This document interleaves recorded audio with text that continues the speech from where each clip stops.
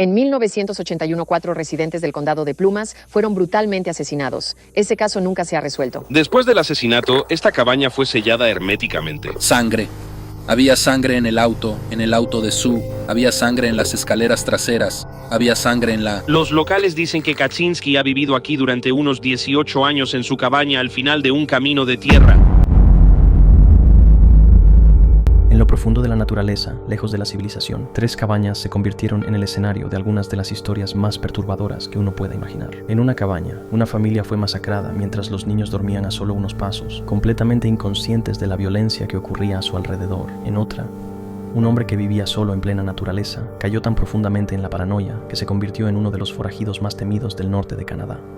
Y en la última, un brillante matemático abandonó la sociedad para vivir en una pequeña cabaña en el bosque, donde planeó una campaña de atentados con bombas que aterrorizó a Estados Unidos durante casi 2 décadas.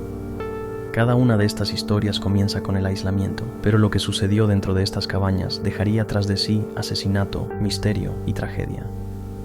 Como siempre, apaga las luces, siéntate y disfruta. Nuestra primera historia trata de uno de los casos de asesinato sin resolver más infames en la historia de Estados Unidos. Durante la madrugada del 12 de abril de 1981, ocurrió un espantoso cuádruple homicidio en el apartado complejo de montaña de Keddie, California. Dentro de la cabaña 28, 2 miembros de la familia Sharp y un amigo de la familia fueron brutalmente asesinados en un ataque salvaje e inexplicable. Aún más inquietante, mientras ocurrían los asesinatos, otras personas dentro de la cabaña durmieron durante toda la terrible situación.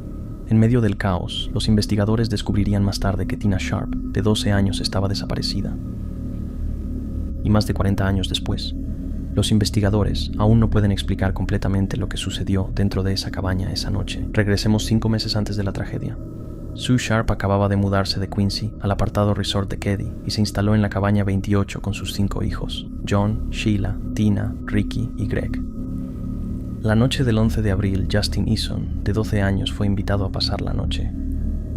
Justin, su madre Marilyn y su padrastro Martin Smart se habían mudado recientemente a la cabaña 26 justo enfrente y se habían hecho amigos de Ricky y Greg.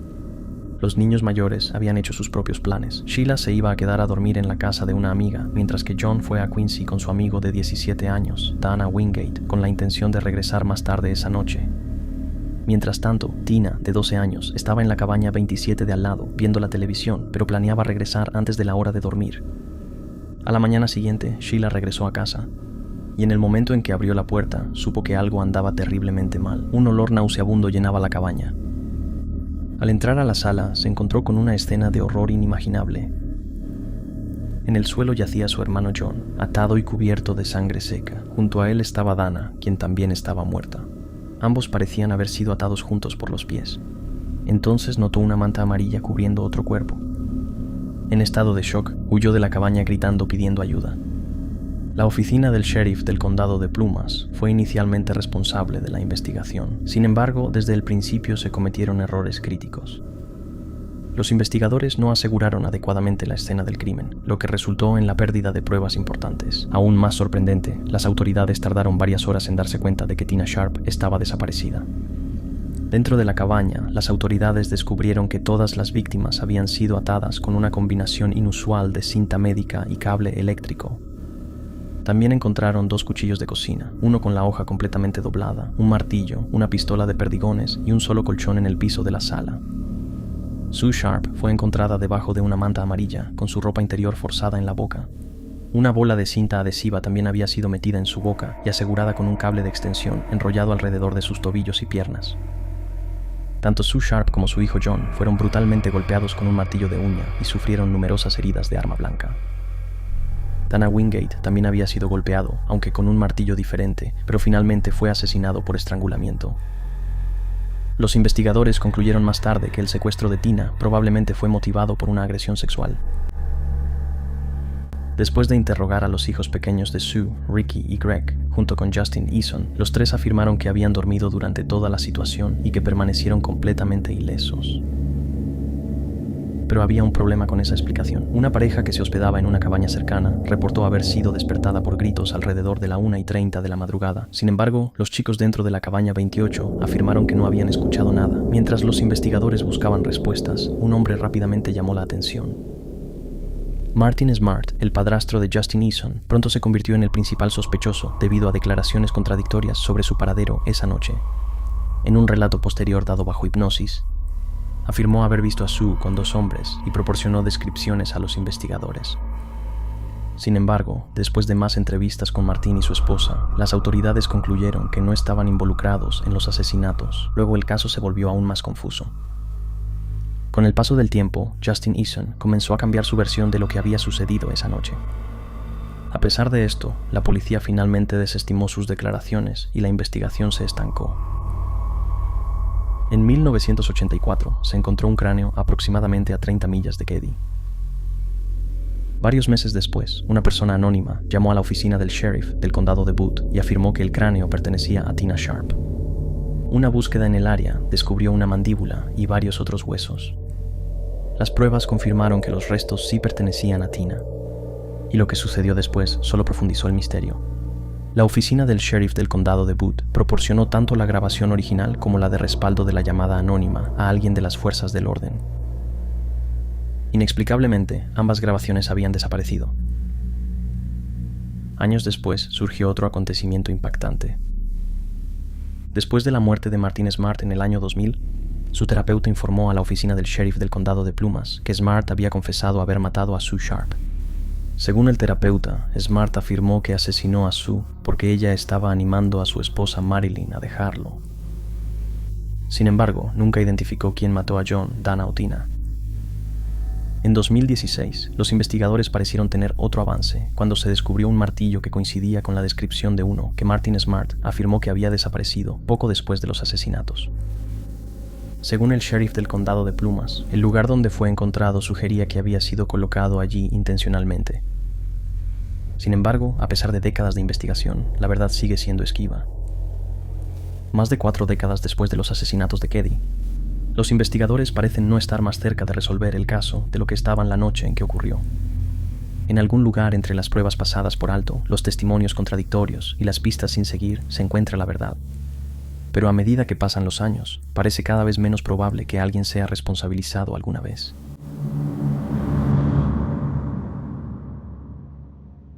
Michael Eugene Oros, conocido como Chesley Free Mike, fue alguna vez descrito como uno de los criminales más infames que jamás hayan vagado por el norte.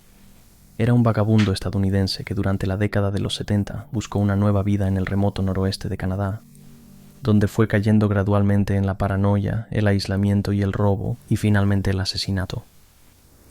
Oro se instaló en una cabaña abandonada a orillas del río Chesley, situada a 50 kilómetros de la comunidad de Telegraph Creek.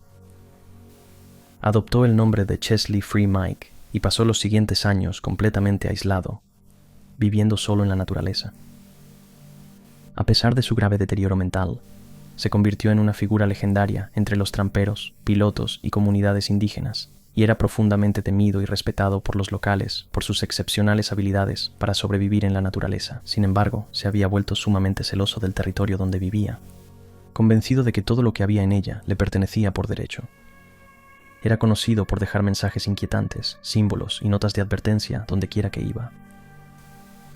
Una afirmación notable que hizo fue que agentes del gobierno sobrevolaban el bosque en aviones para rociar drogas que lo castrarían.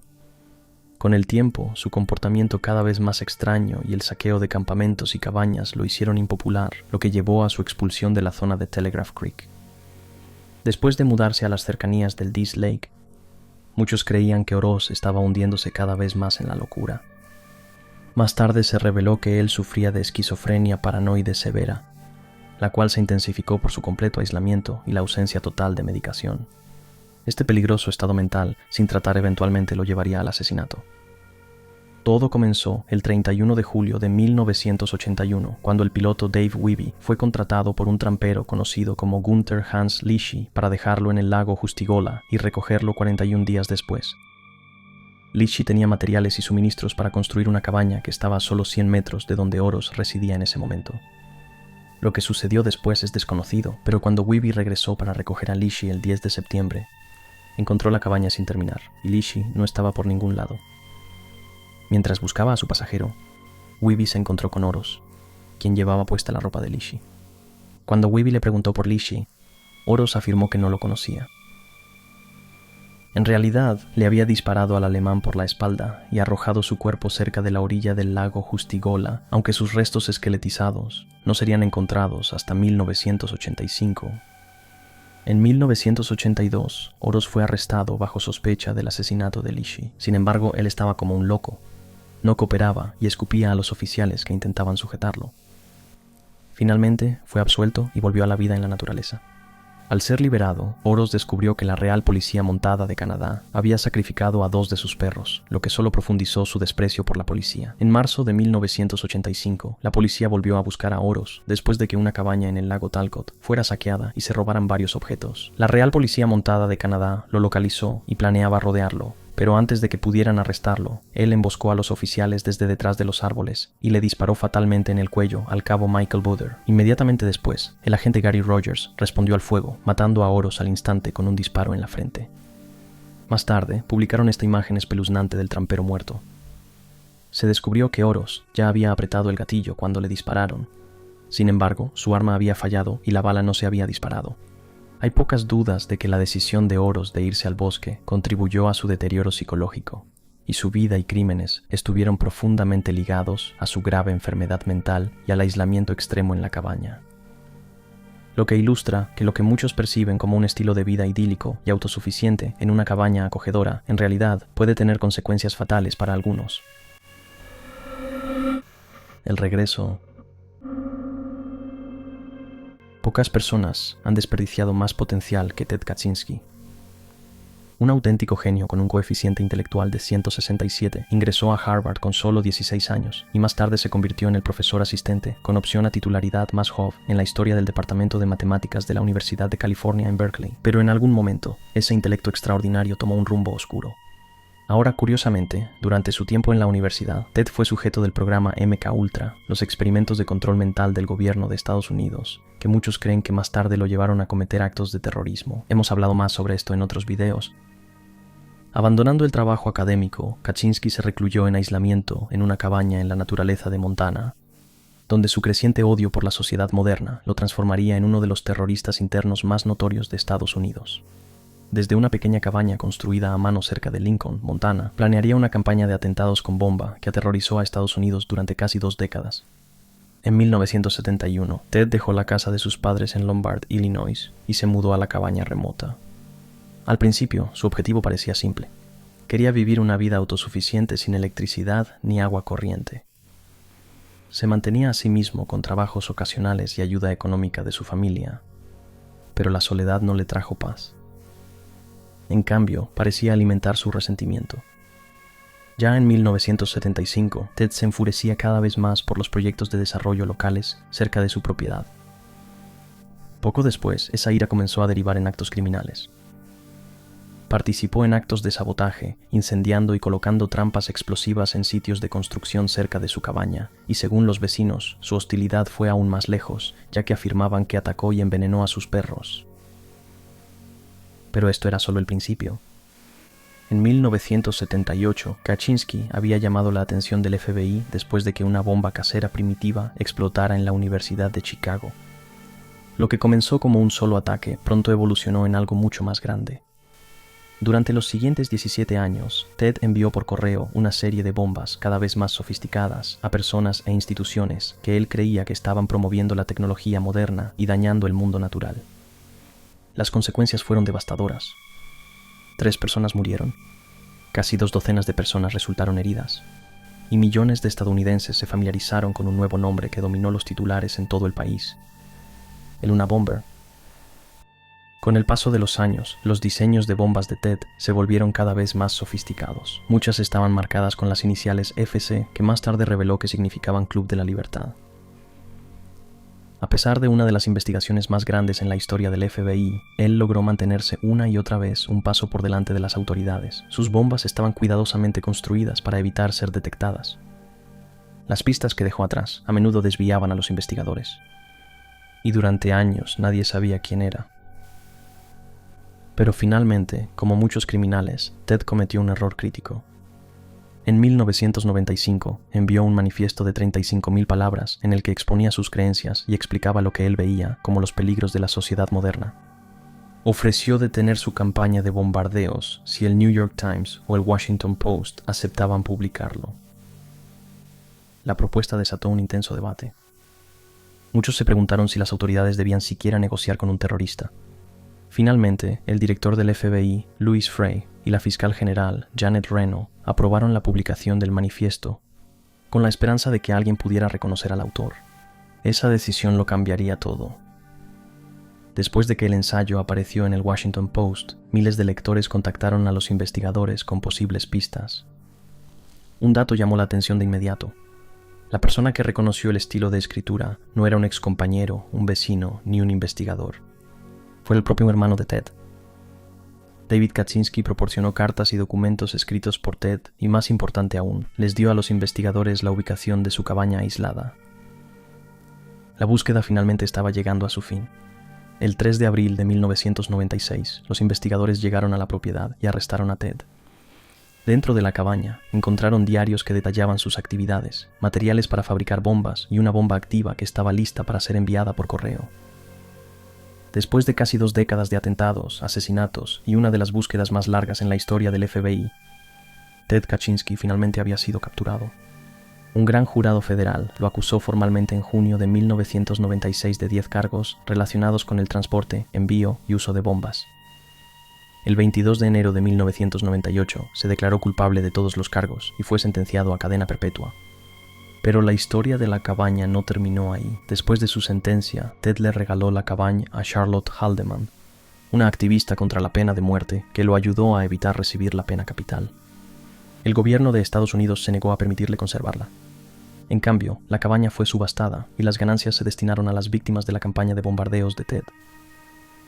Hoy en día, la cabaña sigue en exhibición en el Museo de la Experiencia del FBI, en la sede del FBI en Washington, D.C. Permanece como un sombrío recordatorio de la violencia que alguna vez se planeó dentro de sus paredes. De manera sorprendente, la pequeña choza sobrevivió al hombre que la hizo infame. En 2023, Ted Kaczynski murió después de ahorcarse en su celda con un cordón de zapato.